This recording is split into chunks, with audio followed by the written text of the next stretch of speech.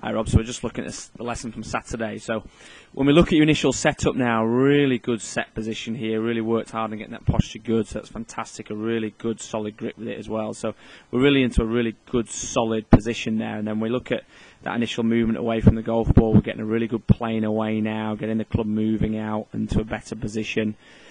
Now we're still a bit restricted in terms of where it's going back, so the club face is still a little bit closed here and a little bit outside. So when we look at your left arm, it's in a great position here.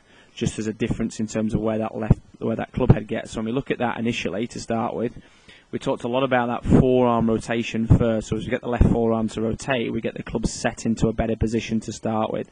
So the difference on the left there to the right is enormous, absolutely huge. So as we wind it up to the top of the swing here, watch how your arms can get higher, the club's more on plane here. So the difference in the back of your left hand here is huge, absolutely huge, and a lot different in the position of the club face at the top there. So in a lot better position to then start attacking the golf ball. So we also then touched a little bit on that downward swing movement as well, and how to get that lower body working in that movement. So we watch us here with a baseball bat in comparison to where we started. So on the left here it was very weak, just the arms did the movement down, so there was no lower body movement at all. So when we look at yourself on the right hand side here, as we wind it up to the bat, we've got the feeling of hitting it high and right to start with. So we get the hips and the legs working first. Wind it up.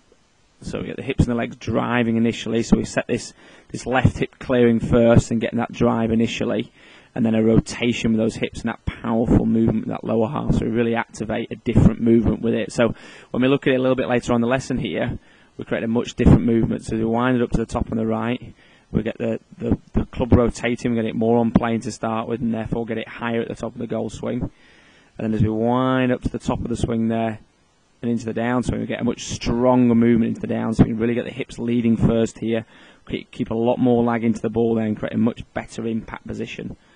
Huge difference, mate, huge difference. So great stuff with it, keep working on it, keep focusing on it, and we'll look forward to seeing you soon, mate. Well done.